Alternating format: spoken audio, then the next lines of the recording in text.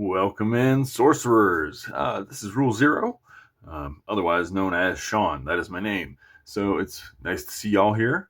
You've come for a deck tech, and you've probably already seen somewhere flashing on the screen the definition of what this deck's title is: Eminent Domain. Pretty messed up policy overall, but that's what we're doing. Sometimes it's nice to be the villain. So in this deck tech, what we'll do is we'll talk a little bit about why it's sort of a more casual or intermediate deck, what a theme deck really is, in my opinion, and what's the benefit of playing something like that, but also how does this deck function, what are some improvements that we might be able to make in the future, and then maybe we'll deal out a couple of hands just to see how the initial play pattern goes, or how you might want to go when you are playing this deck yourself, or what you can expect to see when you play it. But then we're going to walk through the deck initially. But first of all, there might be some choices in here that you'll be like, oh, well, we should play a better version. So I want to go over something that I use all the time in my Magic deck building. And this is called a Venn diagram, if you've never seen one. It is sort of the intersection of various statistics or various groups, and in the middle is often the spot where we can find like, this is the money spot. This is the spot where this is where we want to be. So inside of this little section in the middle, if you can read that at all, if not, it says theme deck. And so the two things that intersect for a theme deck to happen are form, which is the artistic side, the more creative side. We're going to use a card that's kind of funny, or function.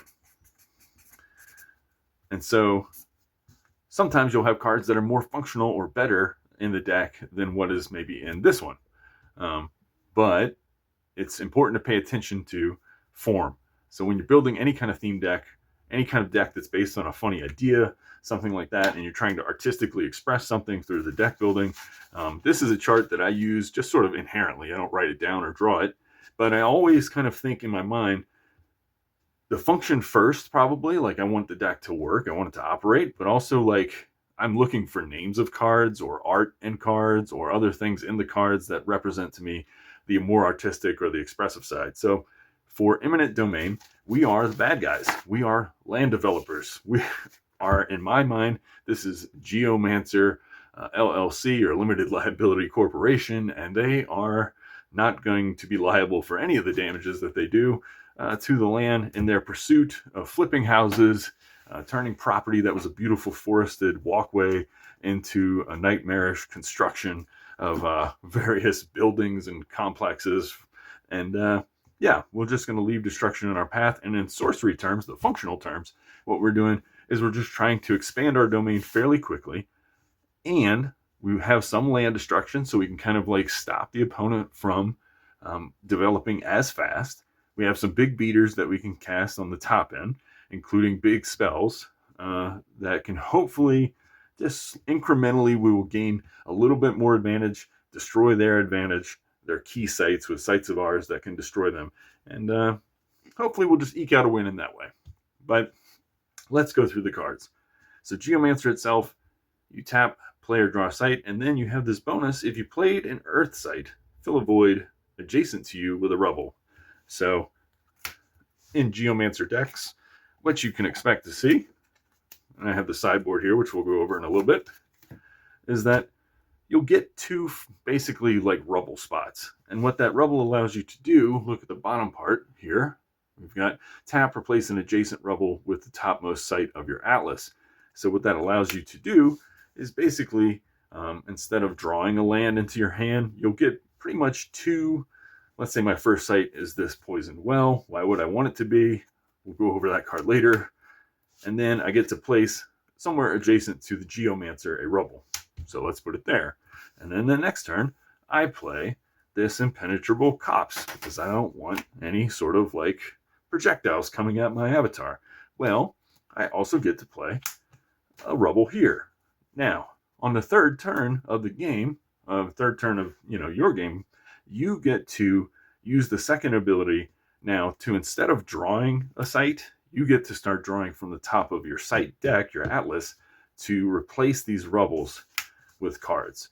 So officially what it does is it gives you some card advantage. Minimal, but it gives you some card advantage in that you both get to draw a card and you get to have additional lands in your hand instead of having to draw those versus spells. So that makes the early turns in the game fairly simplified for a Geomancer deck, where you're always just drawing spells because you know you're going to have a couple Rubbles that you can use to just pull off the top of the Atlas deck if you need to.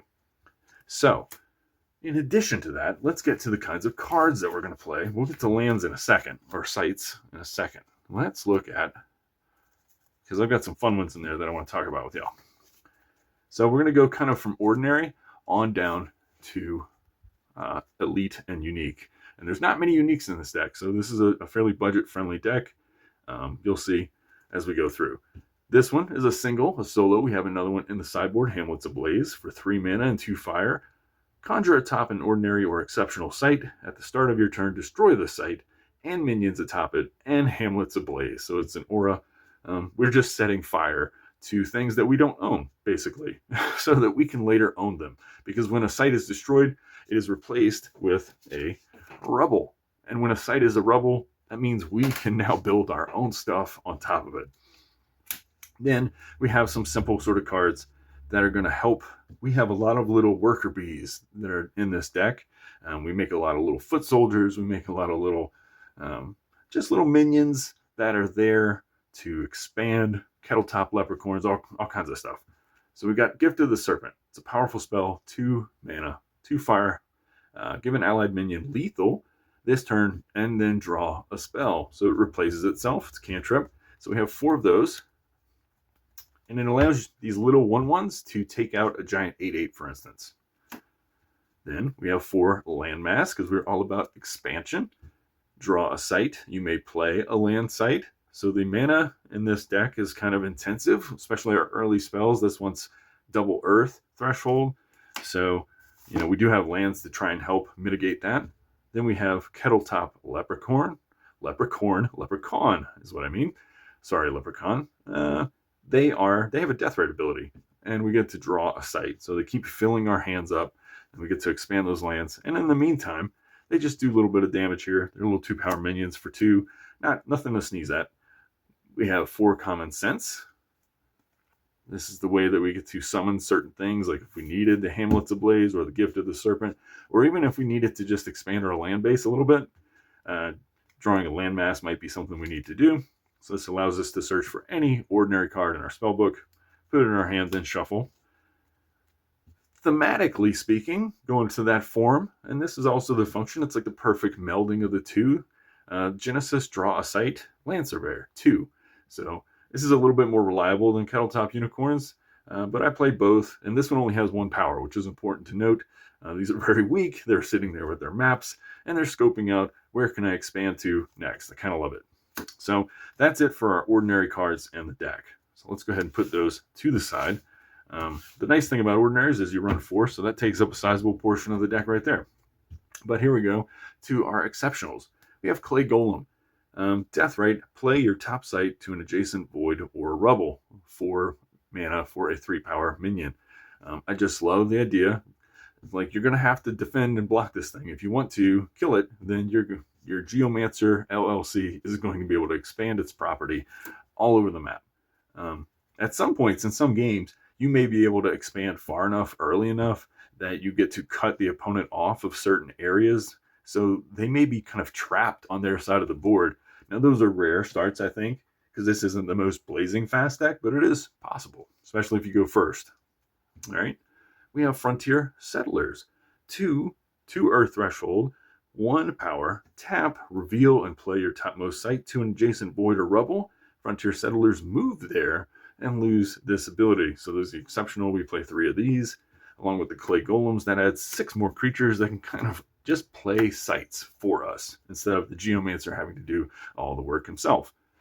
And then we have sort of thematic elements, like these are things that, like, if, say, some people move in and our landlord doesn't want them in there because they don't like those people, well, maybe the landlord sneaks by in the middle of the night and puts a root spider underneath their house, and now all of a sudden they're coming down with a sickness. So we have 3 root spiders. with burrowing, while Root Spider's burrowed minions directly above it are disabled. These are pretty sweet. They can just kind of crawl around under the ground in your property and just disable the most powerful, the biggest minions on the opponent's side. Then we have 3 Wrecking Balls, aka Rolling Boulder. Rolling Boulder is one of my favorite cards, just is. We have a lot of little 1/1s and 2/2s and such. Or I call it 2/2s and 1/1s, but it means 2 power, 2 toughness. Really, in Sorcery, it's only just a single number. So we have a lot of 1s and 2s on the power range. So what we can do with those, though, that's useful, is we can take a Wrecking Ball, a Rolling Boulder, and push it across the stage and do 4 damage to everything. So it makes them much more powerful, and they're kind of expendable. We make a lot of them, so we can almost make the board pretty uninhabitable just by having a bunch of little 1/1s that can then take these boulders and just like fly them across the stage and just kind of killing enemies. And boulders hit airborne minions, which I think is crazy, but if I'm correctly stating the rules, they hit airborne minions.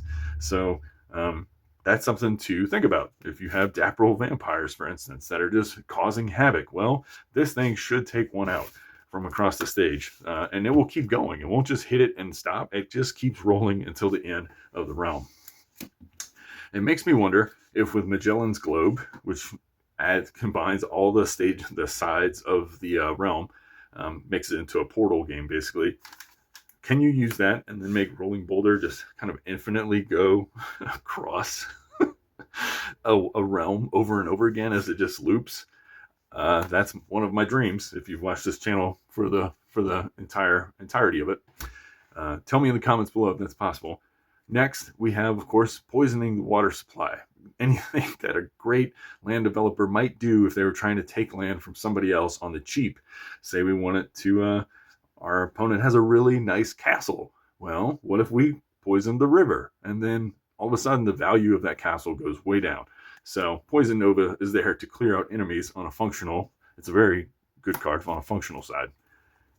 Land Destruction, ahoy! I love this. In Magic, there was a card called Stone Rain that simply destroyed a land. This doesn't really destroy the land, but it does make it pretty inhospitable for the people living there. 4 mana, 2 Earth Threshold, target a site up to 2 steps away. Deal 1 damage to everything atop it, repeating for each site in your hand. And this is where those sort of settlers and Kettletop leprechauns, leprechaun is a different thing, which I don't know what that is. Anyways, this is where those come in handy because they keep kind of filling your hand with sites. The more sites that you get to draw off of little things like that, the better these Stone Rains will be, as you might have 2 or 3 extra sites in your hand, and then all of a sudden you're doing 3-4 damage to everything on a site 2 steps away. Can be kind of powerful, but it's there as sort of like a callback to Magic as well, because there's some land destruction in here, including this, Raze. 4 mana. I have 2 of these in the deck. An ally destroys a site and occupies and all artifacts there. So basically, we've hired arsonists. We're going to have arsonists burn down our opponent's homes so that we can then destroy the site, make a rubble, and then build something new, maybe like a strip mall or something that everybody really, really wants. Next, we have Cave-In. Exceptional magic of falling prospects. Burrow all minions and artifacts occupying target land site. Pretty great. Cast it anywhere on the board. Just burrow them underground, and most minions do not have burrowing, so they will do what you think they do, which is be dead.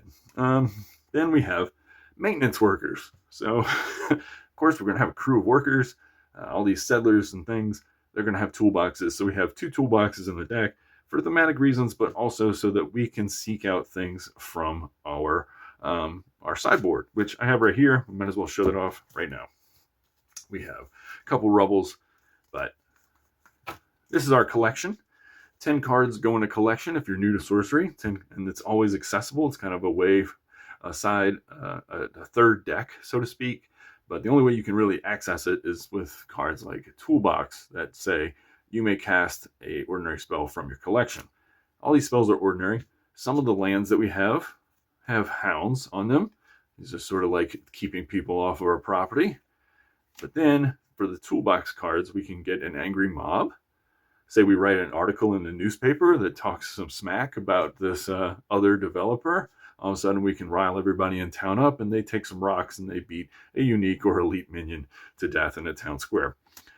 Or there's a beautiful lake and we don't like it because, yeah, people like to walk around. It's really nice. What if it was boiled away?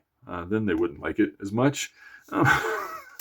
This deck's really mean. Don't think about it too hard. Just go with it. Hamlet's Ablaze. So another of those auras that I talked about earlier, where we can light up an ordinary or exceptional site. If there's a particular relic or something that everybody really loves on their property, we can destroy it. I mean, this includes auras, which is also very useful. Bury. Burrow target minion or artifact of Abel, just straight away for 3 mana. Unravel, destroy all artifacts and undead minions at a location up to 2 steps away.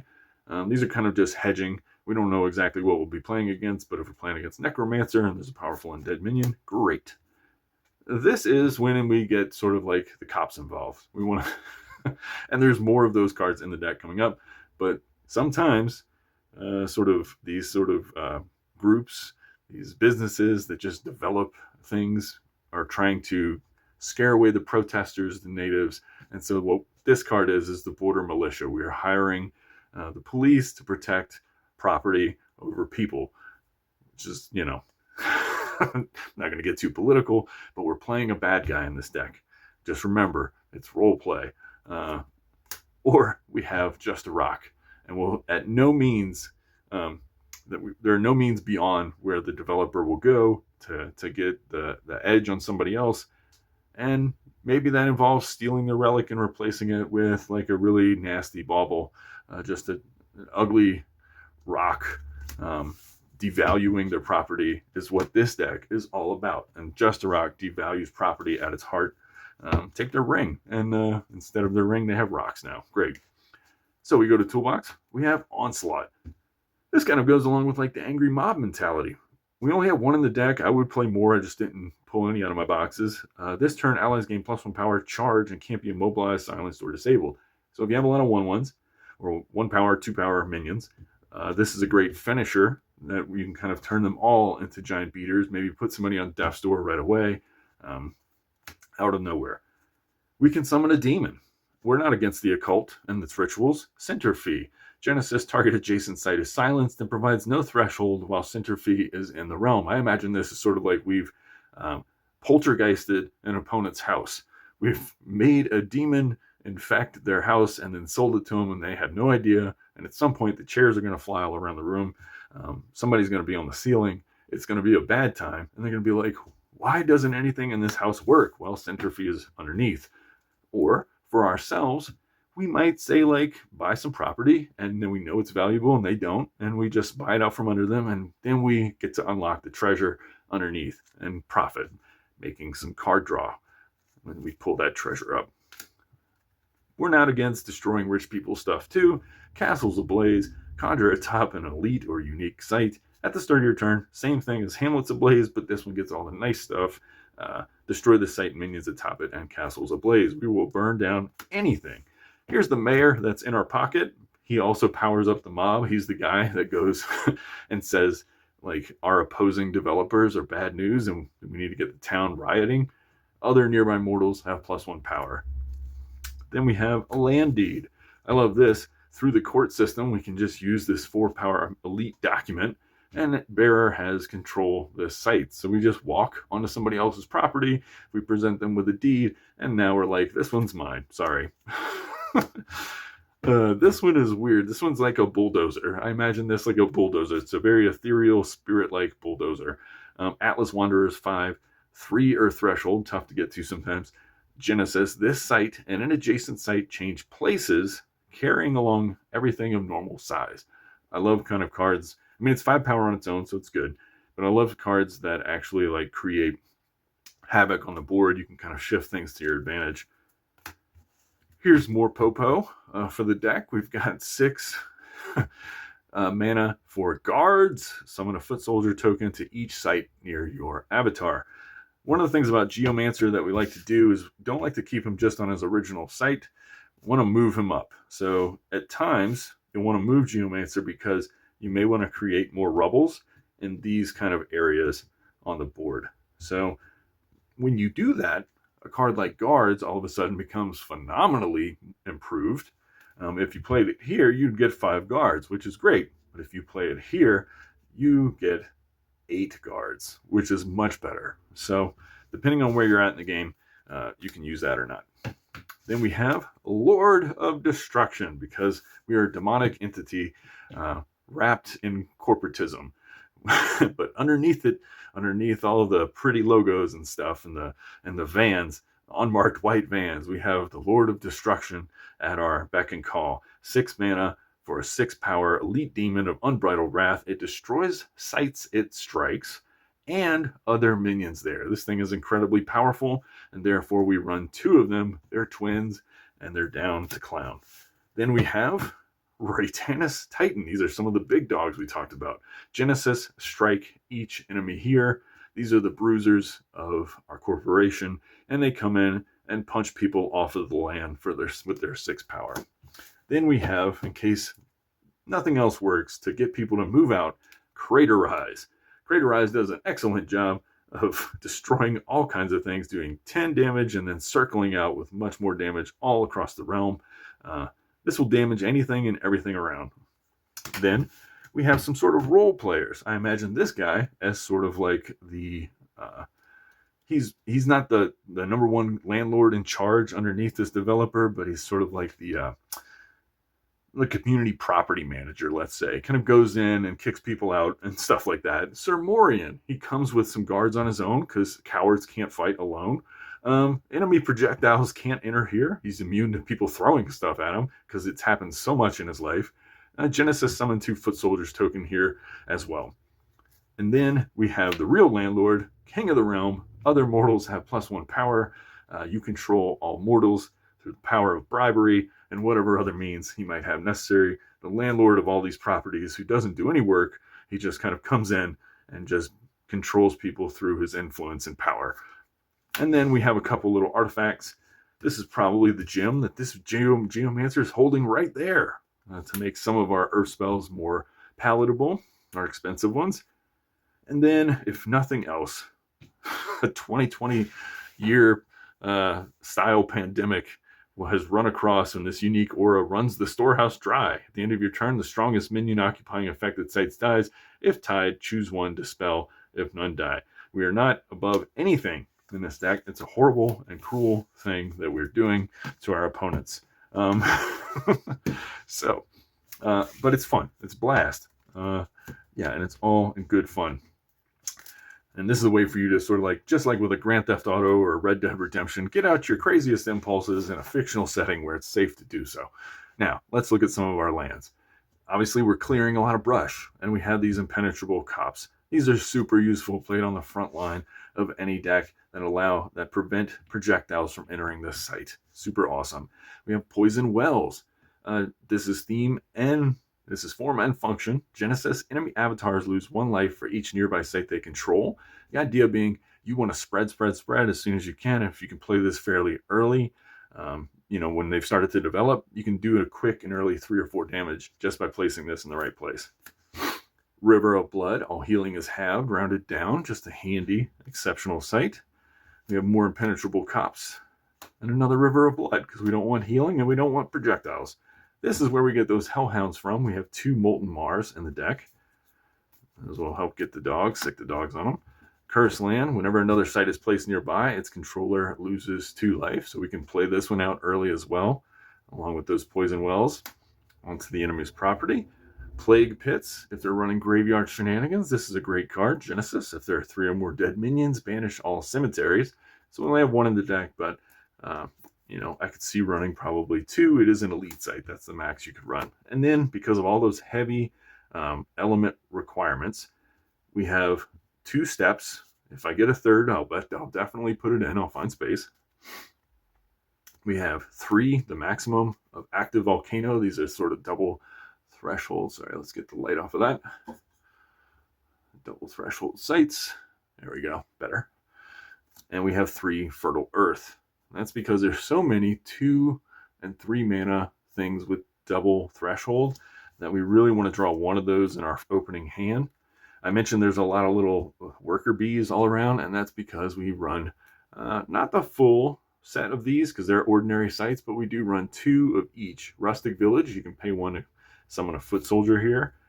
Common Village, Simple Village, and Humble Village. And these are sort of thematic too, in that any land developer, we're just imagining that these are sort of our like row house sort of strip mall sort of properties that we're just monopolying around the board. They're simple, but there's a lot of them, and we're just sprawling all over the map. Sinkhole, God forbid the opponent have a cool site that they like, we're going to turn it into Rubble with our 2 sinkholes here. And this is a callback to Magic as well, which I really enjoy. I often enjoy land destruction. Now this is a fun one. This one's a chaotic card. It's more, it may not be good, but it's quite chaotic and I enjoy it. Imperial Road. And we're developing very quickly. So what this says is, Genesis, target opponent, then you may play a site adjacent to this one. So they get the first go. So the idea is you're going to have more sites in your hand than they might.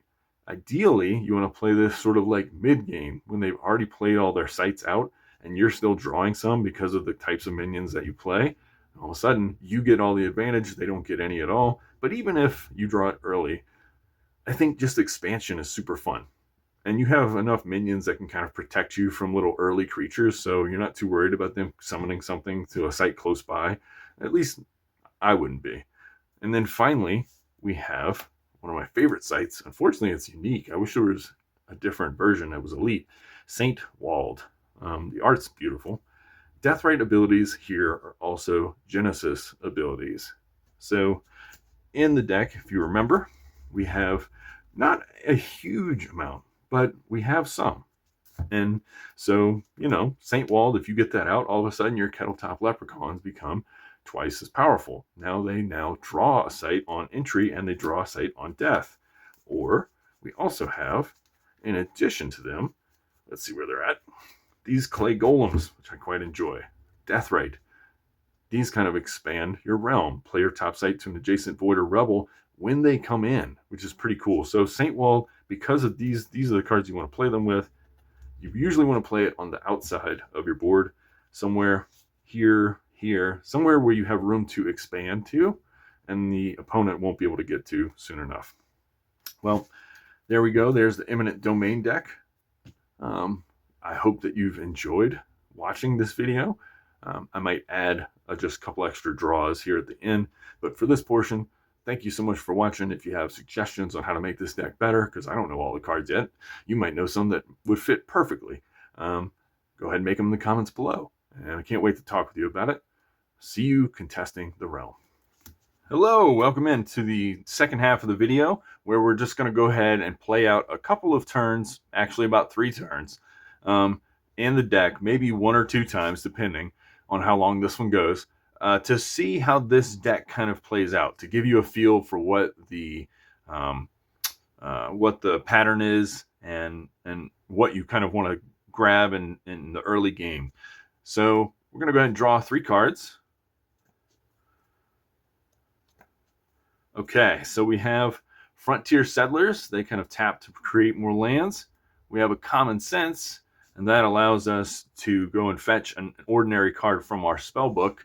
And then we have this big old Raytanis Titan, powerful monster. I might actually, depending on what we draw in lands, or sites, might go ahead and mulligan that one away. In Sorcery, you draw 3 spells, you draw 3 sites, and then you get to mulligan up to 3 of any combination of the 2, put them under your deck, and then pull off the top to get more options. All right, so we've got Common Village. This will allow us to make little villager or little foot soldiers. We've got Cursed Land, which is good to play into our opponent's territory if we get to expand that far, and a Rustic Village. All right. I'm a little torn. I do want 2 Earth Threshold because Frontier Settlers cost 2 Threshold in the corner, so I'm going to need 2 Threshold to play this. Common Sense, I think, is powerful. I think I have an idea of what I can go get with this, but I think the Raytanis Titan I'm going to go ahead and put to the bottom. I think I'll keep the Cursed Land because it is, after all, a Fire Threshold, and I am a little wary of trying to get more Fire Threshold just luckily off the top of the deck. So we're just going to go ahead and put one back. See, and we get Raze, which has 2 fire threshold, so we're going to want to try to search for that. Now, the way this game kind of works, let's say we get to go first. Geomancer, its first ability is tap to play or draw a site. If you played an Earth Site, very important, it doesn't do it for the fire sites in this deck, you fill a void adjacent to you with Rubble. So, and I'll say why you might want to do that later. So we're going to go ahead and cast this Rustic Village, a nice quaint rustic village where the developer begins his conquest. Now, for 1 mana, which this land produces, we can make a foot soldier. So we're going to go ahead and do that. We've got our little 1 power foot soldier here, guarding the rustic village, guarding the initial offices of Jeffrey Bezos, the Geomancer. I don't know. Pick your favorite oligarch to alter the card into. So that is a fairly nondescript first turn, but what also happens is we get to place a Rubble adjacent to, which is one of these 3 spots. And I think I'm going to play into this zone. I want to keep spreading into the opponent, be a little aggressive. So we're going to go ahead and place a Rubble right there. Now we have 2 more sites in hand. I think we'll untap. We're going to go ahead and draw another card off the top. Hamlet's Ablaze, yet another kind of destructive double fire emblem spell. So that's tough. We're going to be wanting to get those double fires soon. But before that, I think what we'll do is we'll go ahead and start prepping our game plan. And so we're going to go ahead and play with Geomancer a common village. We're not going to create a foot soldier here because we want the mana. We will create a Rubble here since it's an Earth site. And then we're going to go ahead and play for 2 Earth threshold Frontier Settlers. Frontier Settlers are going to be able to move to either here or here next turn and just expand our little slowly growing empire. I think I will have the foot soldiers move ahead. I want to play a little aggressively. All right, untap, turn 3. This is where things start to get a little more fun, usually in this deck. I think we're going to just go ahead and draw another spell. And, Land Surveyor, that's a pretty cool one. That will draw us a site. That might be pretty useful in keeping our hand filled. We have some decisions, though. I think what I'm going to do is I'm going to go ahead and first, let's make sure we untap here. We're going to use Geomancer's second ability to play off the top of the deck into a Rubble. And this is the sort of small card advantage we get. Even though we have 1 site in hand, there are reasons we probably want to have a site or 2 in our hands, stuff like Stone Rain. But let's go ahead and just see what the top deck is. Oh, interesting. Okay, so we're going to play into this Rubble. It disappears when a site is played there. This is Imperial Road.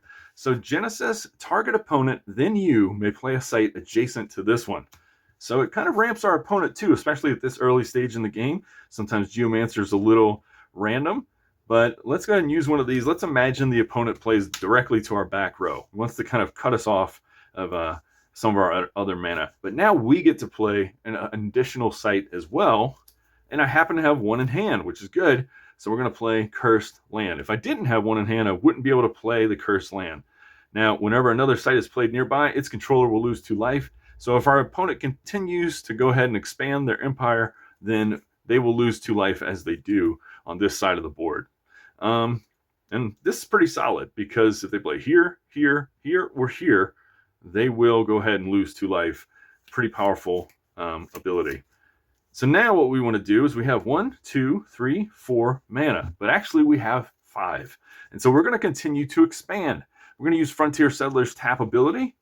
And we're going to go ahead and move into this zone. We're going to go ahead and reveal the top and play, beautiful Sinkhole. Sinkhole is a card that just destroys other people's lands. Very nice. Well, this is the new home for the Frontier Settlers. They tap and move to a site that they basically just develop in the game, flavor-wise. Now we have 1, 2, 3, 4, 5.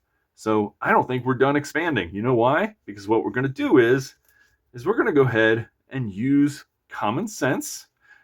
We could have played Land Surveyor, drawn a site, but really what I want to do is continue to expand early while I still have the chance. We're going to search our spell book for an ordinary card, and I have just the card in mind. That card is going to be Landmass. Landmass, draw a site, and you may play a site. We're going to continue to expand this little empire that we're building here, potentially cutting our opponent off I may actually, I'm curious, do you think if you were doing this, you would expand further north from here? I don't want to expand north past the sinkhole because I want the sinkhole to be able to destroy an opponent's site here. Do you think you would expand to here and just keep this little opponent land as an island and wait for one of those like Razes or something to destroy it? Well, I think that's what I'm going to do just for purposes of not having a full board. So we've got a landmass now. And because we have 2 Earth Threshold and 1 Fire Threshold, we're able to cast this spell. With our remaining, we have 3 mana. We have 5 total, and we have 3. So we're going to draw a site, and we may play a site. What is it going to be? Not bad. It makes me wish I had 1 additional mana. But, so you can see on turn 3, we have now developed a board to where we have 6 mana available to us. Our trouble coming up is going to be these things, but I feel like on the following turn, maybe we'll go 1 more turn just to see how it plays out. I'm going to go ahead and untap. We have minions. We have tons of sites. And I think what we'll do is we'll go ahead, I think we'll draw a site on this turn because I really want to hit that Fire Threshold to make these spells live. And we have 2 chances. Okay, so we got another Rustic Village. We hope that we're going to go ahead and use 2 of our 6 mana that we have. We'll play here just in case the opponent is trying to, have some creatures. We want to protect ourselves. We get to draw a site, and we draw another Imperial Road. So this is wild. We haven't played a site yet. So what we could do is we could play a site off the top instead of playing this Imperial Road to here. My goodness. So this is why we run all those double flame thresholds, but we're just not seeing them. Sometimes you're going to have games where the randomness is just really fighting against you. But this does give us 7 mana. If we had that Raytanis Titan, we could probably play it. Maybe it was wrong to throw it back. But we will be able to. We have plenty of mana to summon ourselves another Foot Soldier token here. And yeah. And so hopefully we draw something like an Onslaught or something to make these little minions more powerful. Let's go to turn 5. Draw here. Speak of the devil. Okay. That guy looks really funny. So I'm still lacking those flames. Like if we had flames, we'd be going crazy. Like we'd be casting Rays and destroying the opponent's site here. Maybe sinkholing a site up here, creating a Rubble. But we are kind of losing a little momentum here because we got stumbled on our flame threshold. So usually that wouldn't happen in the deck. Let's go ahead and shuffle up, see what we get. Let's just, out of random chaos, let's see what the top site is that we would play.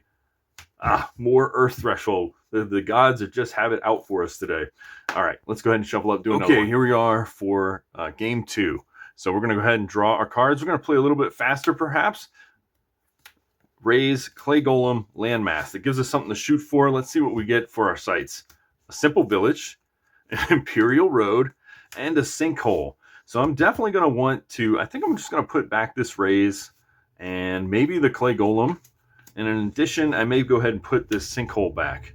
I know I want to get to the landmass. I know I have a turn 1 play here, and maybe I can expand and just draw a lot of fun lands with this Imperial Road. But I think that's my impulse. You tell me if you would have done something totally different.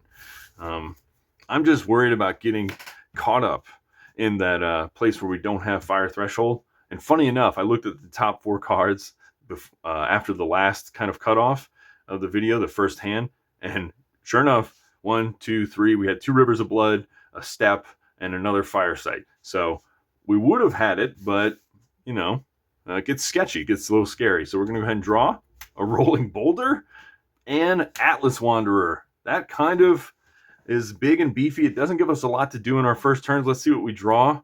A Common Village. At least on turn 2, we're going to have something extra to do. And maybe with Imperial Road, we'll play Landmass first. Let's go ahead and let's see. Let's see what we can do here. We're going to go ahead. Let's say that we're going second this time. And we get to draw ourselves a card. What would you do? Would you draw a site or would you draw a spell? I think I would draw a spell. center fee. So we're definitely going to want some more flame going on. We're going to go ahead, play our first common village, turn 1, create a foot soldier with the 1 mana. We're off to the races. We're going to untap. I'm starting to feel a little pressure to go ahead and play a site, but I'm just going to trust. Oh, we should have created a Rubble. So let's create a Rubble adjacent for that last land drop. Let's just go trust in the heart of the cards. Castles ablaze. This fire. I swear there's fire sites in here. Let's see if we can find them. We're going to go ahead, I think, and play ourselves another site off the top. We're going to go ahead and play Molten Mar. So Molten Mar, usually we'd be able to go ahead and fetch a Flame Dog, but we don't have the 2 fire threshold. So turn 2, I think we're just kind of, we don't have to hold pat though. We can play Center Fee. It's not ideal because Genesis adjacent site is silenced and provides no threshold while Center Fee is in the realm. Now maybe we don't want to do that actually, because I think we would have to do it on our own. I think because it's not a May ability or something like that, so we might have to hold on to Center Fee. Well, turn 3. Maybe this will be our big turn where we kind of bust out a little bit. Let's go ahead and draw. Yeah, let's draw from here. We get another landmass. So we're a little slow, but we can start expanding from this point. We're going to go ahead and play Geomancer. We're going to play an Earth Site. We'll go ahead and play our Simple Village here. We won't pay 1 to get the Foot Soldier. We will, however, cast Landmass because we now have 2 Earth Threshold. And we're going to go ahead and draw a site. We draw a Humble Village, but we don't have to play that. We could play another one that's in our hand.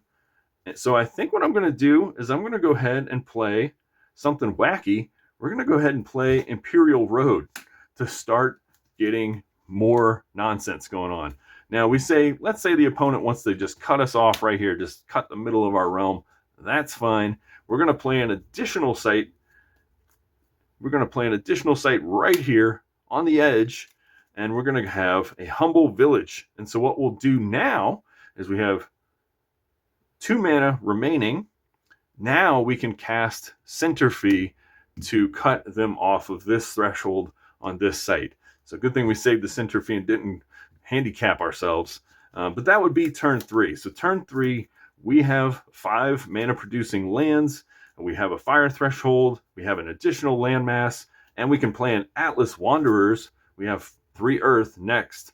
And that's pretty big 5/5 on turn 4. And we can change places. So we can actually push their site further out. And that might be an interesting thing to do. Or replace it with Imperial Road here. Kind of switch them. And kind of carrying anything out that they... this site and adjacent site change places. Yeah, so we could potentially like swap them to get their position a little less precarious kind of maneuver over here on the following turn. So that is Geomancer. If you have questions, thoughts, leave them in the comments below. And we'll be having more deck techs coming up soon. If you like this section where I get to kind of play out the cards, let's just think of it as a little teaser from when we're trying to do some live plays. I find this very interesting. I call this gold fishing in Magic. It's very important, I think, for you to get used to your deck, to play out the cards, to kind of work the kinks out. Even if you don't have anybody to play against, it's really fun to just shuffle up, pull some cards out, think about how you would mulligan, and then you can get better just by practicing on your own solitaire style for the first few turns. It kind of gives you a solid foundation to know what you're doing if you go play in a store or play against somebody else. Until then, until the next time we see each other in a few days, keep contesting the realm. Thanks for showing up.